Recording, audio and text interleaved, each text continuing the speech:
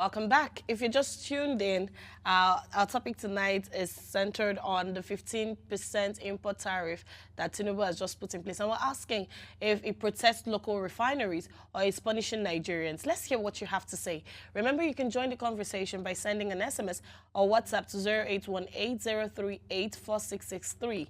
Also, you can call our phone lines on 0702-500-7749 or 0701-4242-420. Let's hear what you have to say. Now, for months, right, Nigerians have lived at the mercy of fluctuating petrol prices for a long time. But this latest spike, it feels different. It feels very different. Crossing the 1,000 mark is not just an economic statistic.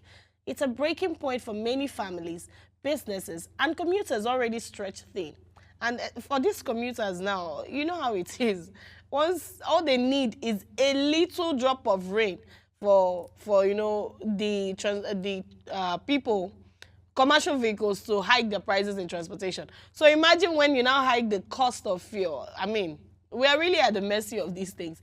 Now, when President Tinubu announces or had announced the removal of fuel subsidies last year, it was sold as, as a tough but very necessary reform, one that would stabilize the economy, attract investment, and strengthen local refining, Yet, as we speak, most of the refineries remain inactive. Take, for instance, the Port Harcourt refinery, right? Or some of them maybe at their early operational stages, while importers still control the market. Now, with a 15% import duty approved on petrol and diesel, government insists it's protecting local investors like, Dangote and other modular refineries. But for ordinary Nigerians, the reality is a harsher cost of living, higher costs of transportation, inflated food prices, and dwindling purchasing power. The other day they came and told us that, the cost of food has dropped.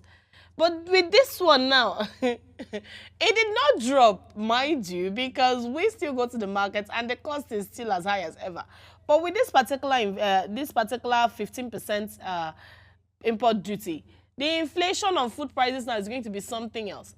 Now, the question then is whether this is a smart policy or economic pressure without protection. Does it truly pave the way for local refining and energy independence, or does it deepen hardship under the guise of reform? These are many more questions we have. And to help us unpack these layers, we have Christian Love, the co-founder of the Confident Black Woman. Good evening, sir, and welcome to the show.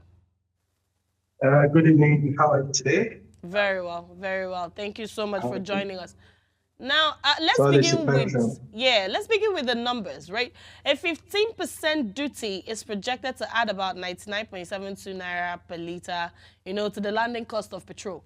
Do you believe this estimate is realistic? And how will it translate to pump prices across the state? What are we working with here? Anyway, it's always a privilege to be here. Thank you so much. Thank you. For the opportunity to share our thoughts regarding what's going on in the nation. We have to look at everything holistically, not piecemeal by piecemeal. So in terms of the 15% increment, you have to consider that 69% of our imports is 59% of our imports. These between, I think, July last year and October this year, it's 69% of what we consume in our cars, our home, is still imported. Thank God for Dangote that took the bull by the horn and was able to do what successive government has not been able to do for more than 30 or 40 years. So there is bound to be a lot of back and forth until they get it right. So while this 15% appears, according to the government, their own goal is to be able to ensure that the local refinery like Dangote and other modular refinery are protected, and in the short, medium, and long term, of course, in the immediate term, Nigerians, and including importers and those who run businesses within that sector, are already crying foul that it's going to create more hardship for Nigerians. And just like you mentioned, we're already at rock bottom in terms of hardship, so we don't need anything that will push us to the cliff. Right. Having said that, you need to understand economics, and we all need to understand economics and not to have knee-jerk reaction whenever policies are implemented. Now, this was what we expected initially when the president mounted the saddle, to have what we call a phased subsidy removal rather than a sudden subsidy removal.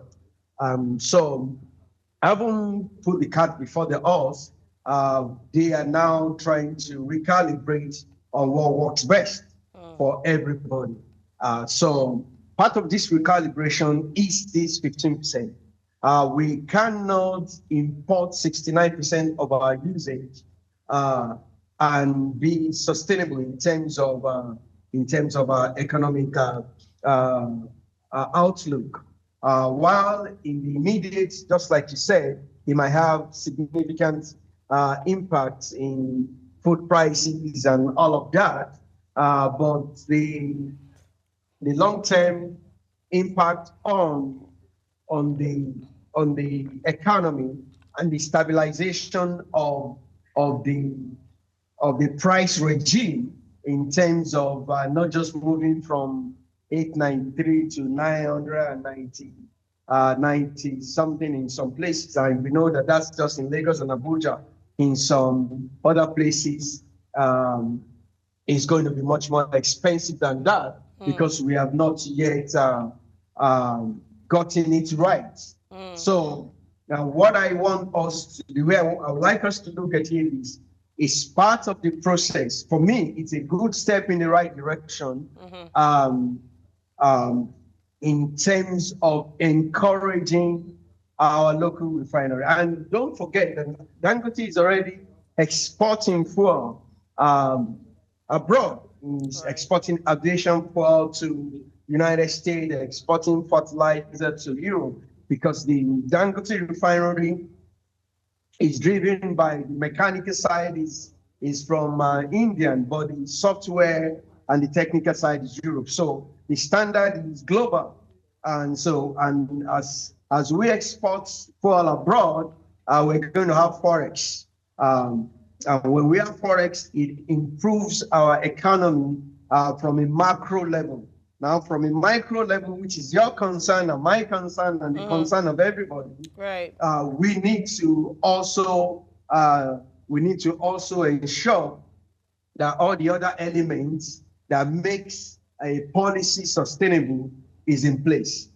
So what we need to be asking the government is what are the other dynamics that this policy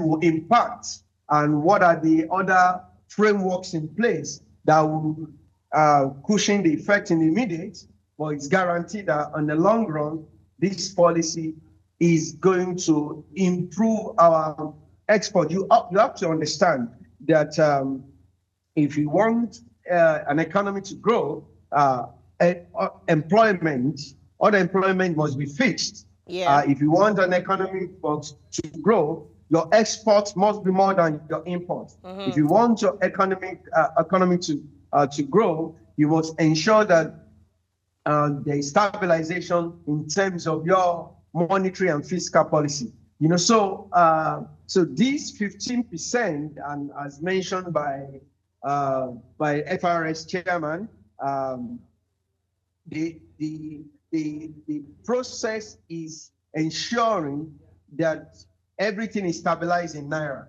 So rather than importing fuel to Nigeria, and we still have to pay importers would say have to do all the dynamics with dollar rates. If it's crude and everything is exchanged like it's done for Dangote refinery on a naira basis, in the short term, not just in the immediate term. Of course, it's going to be painful. It's been painful since the president came on board based on the sudden removal of subsidy. But there is going to be stabilization in the short, medium, and long term. So Okay, for me, okay, Mr. it's a Christian. good step in the right direction.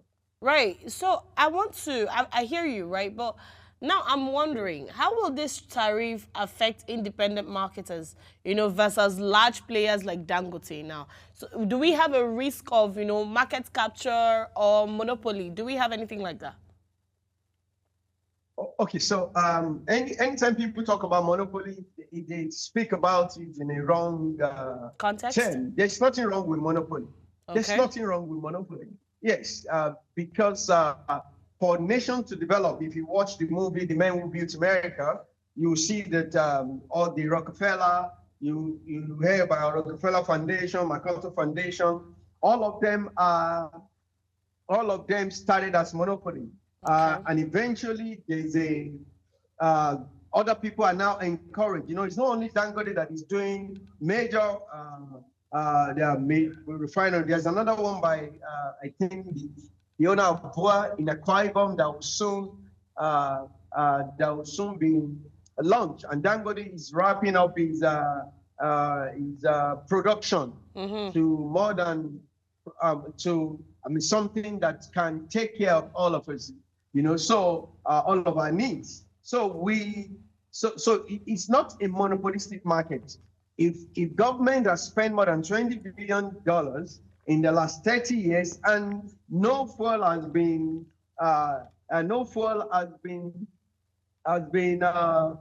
has gotten any benefit from it, and if someone from the private sector or two people from the private sector and others from the private sector come on board, we got to encourage them. So your Apple, your Microsoft, they are monopolistic to be able to, for us, all the things we enjoy, all our tools. YouTube is monopoly, but it doesn't mean that other players are not in the market doing the Rumble is competing with YouTube, but you need a dominant player in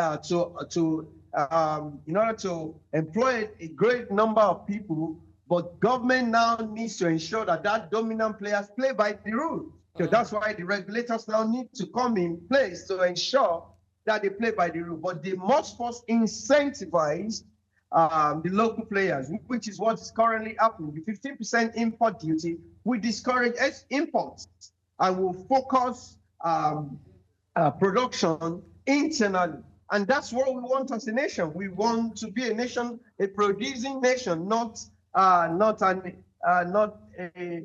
consuming nation alone. So I think it's a good step in the right direction by this administration, and they should just ensure that every other element, for me, policies is a cohesive, is an awesome framework, not just one policy. No, they need to sing from the same hymn so that we can ensure that Nigeria gets it right. All right. So anyway, beyond the price, what are the likely secondary effects of this 15% imports tariff? I mean, even if it's not going to be long-term, the immediate secondary effects like fuel scarcity, black market, are we supposed to see these things have ripple effects? Are we expecting that? Okay, so Nigerians, for me, we shouldn't expect that. Once there is full production, there's not going to be fuel scarcity. There's likely not going to be fuel scarcity. Of course, the Nigerians would rather prefer, as painful as the price is, Nigerians would rather prefer availability of fuel than scarcity of fuel. So and once there is no panic buying, once the media also help the country in not ramping up panic buying is going to bode well for everybody in the long run. In the immediate, of course, you know, Nigerians, whenever there's any price in fuel, every other thing increases. And it's not right. It's not that should not be the common practice, which is why I'm saying that government needs to do an holistic framework of policies that cushions the effects, that guarantees that no, there will be a balance from other perspective, even if fuel increases. So for me, it is critical. It is essential. It is essential. Thank you, sir. It is essential that we're able to do the needful for our nation in terms of educating Nigerians and ensuring and insisting that there's a cohesive policy framework. And beyond that, the government should hold the local refinery to the high standard that the international community is already holding them onto, which is why Dangote is already supplying fuel to the U.S. Army. Aviation fuel is already been exported, so that needs to be encouraged. But it is still our responsibility as civil society to keep the government on their toes. We cannot. Eternal vigilance is the price of liberty. We cannot just say, okay, the government has gotten this right. No, we have to put the pressure on government to keep them on their toes so that they are able to ensure that this policy fulfill its objective, which is encouraging local production and forcing importers to now look inward. Can we have another refinery as big as Dangote? Why not? Okay. So that would be my thoughts. All right. We're just going to take a short break, and when we come back, we'll continue the conversation. Please stay with us.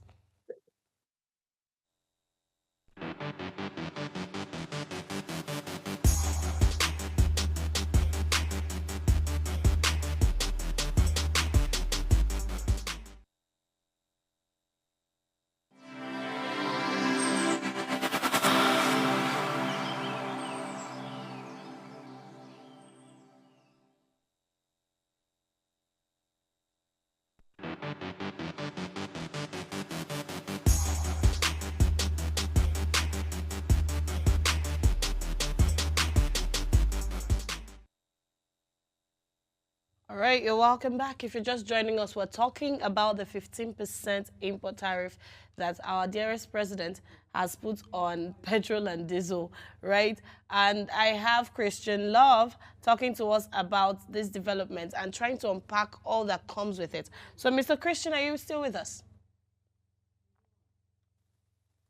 Yes. Okay. Okay. So I was going to ask you, what policy mechanisms should the government adopt to cushion this impact, especially on poor Nigerians? So, for example, targeted subsidies, phased implementation, price controls. What exactly do you think would work at this particular point in time? Okay, so this is the question we need to be asking the government, which is the step in the right direction. We need to be able to insist that, yes, we support the 15% tariff so that more money can come if you want to import fuel to Nigeria, so that there is more production locally.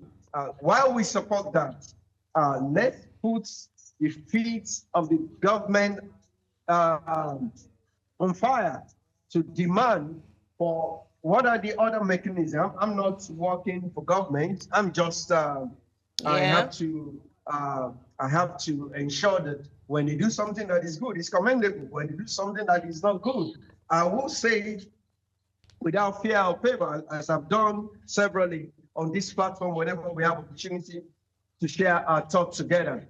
So, which is why I always insist that that when you want to roll out a 15% tariff, for example, there should be a pre-announcement, there should be the announcement, and there should be a post continuous engagement with all stakeholders and and in ensuring that we understand what you're doing and that the long-term, short-term, and medium-term impact is understood. So Nigerians, we once we understand what you're doing, we're going to adapt to the system. Well, we just want to be sure that this is not a policy that will take our people outside of that will further depreciate our capacity to spend our purchasing power. You know, World Bank released a figure of 138 million Nigerians in living below poverty line. That's Right. disheartening for any nation. I mean, it's unconscionable. It's unbelievable that we live in a nation of abundance in terms of natural resources, but we have the majority of our people living under abject poverty. But having said that, we need to understand that it is our collective responsibility to ensure that Nigerians can afford 3 square meals a day by taking the bull by the horn, like Dangote has done. Of course, a lot of people say it was incentivized by government, but it's also bold and courageous to take on what he's been able to take on. You know, so we need to understand that 138 million Nigerians are not able to feed 3 times a day, and every policy must have a human face. Every policy must be done with compassion and communicated with empathy. He's not forcing it down our throat. He's not saying you have no choice in the matter. That's why I said there should be a free for every policy.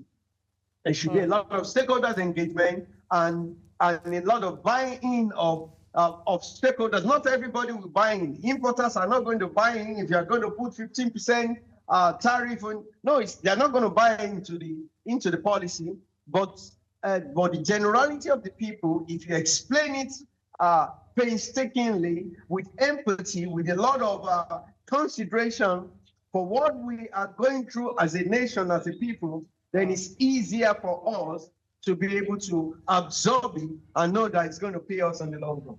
All right. So now the government argues that this tariff, would protect local refineries, but I'm concerned.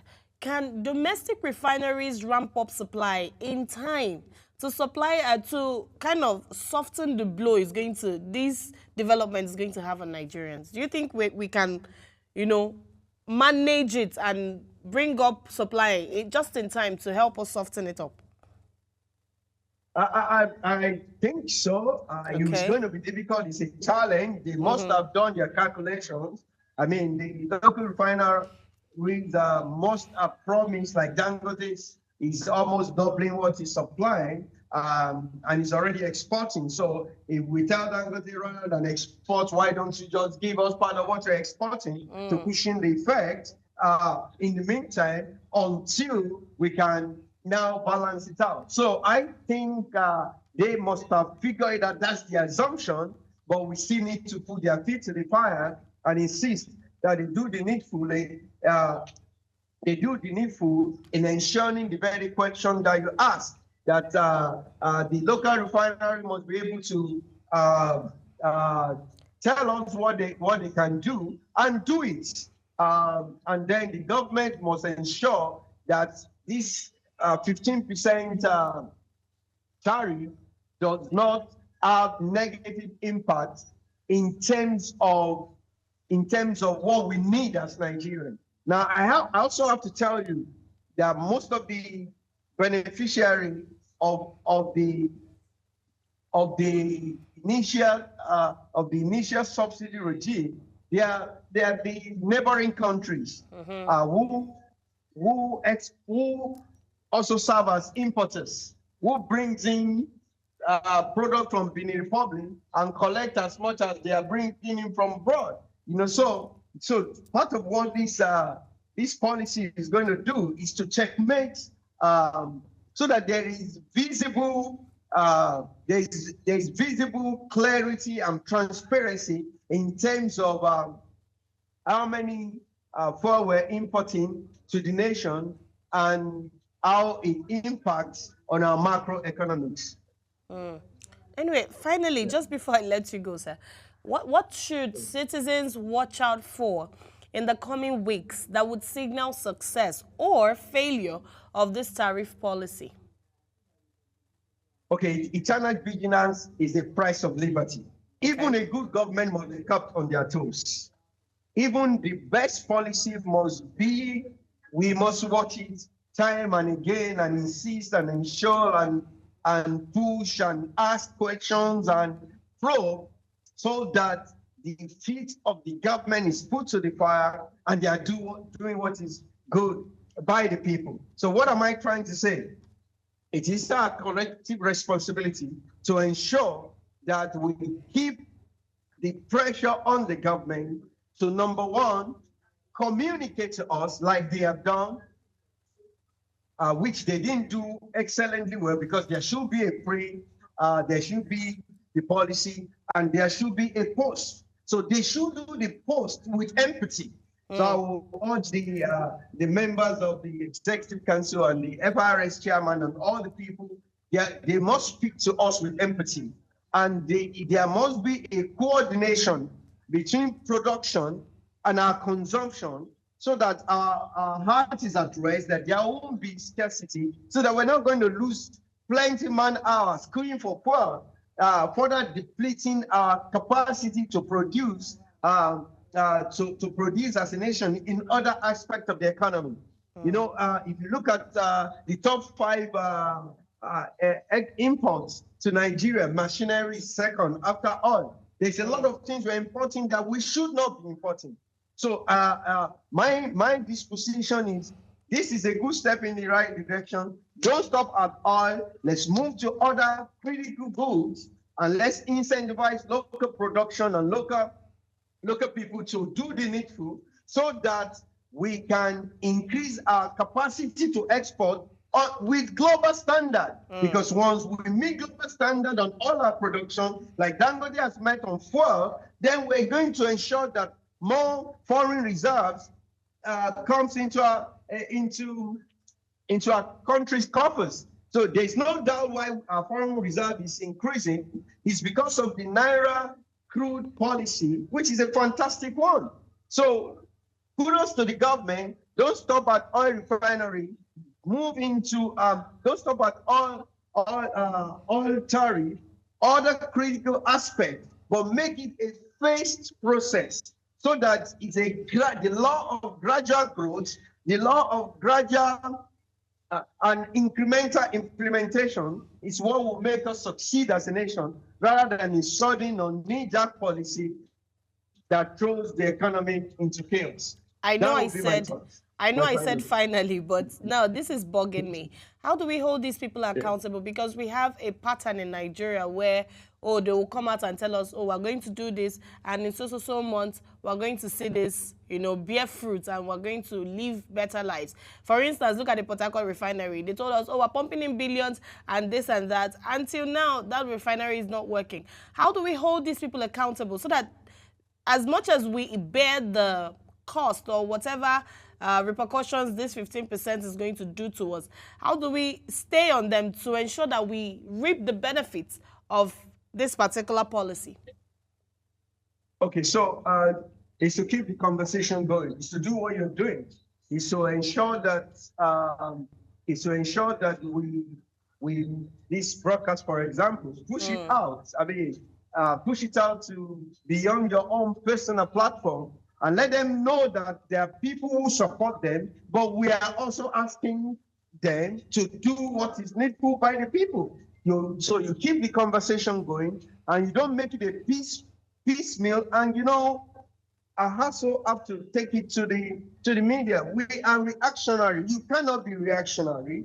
For Okay. example, do you have a slot? Create a slot like this that is consistent, even if it's just going to be on economic outlook, and you take it piece me by piece me. I have fantastic people that can come and share with you.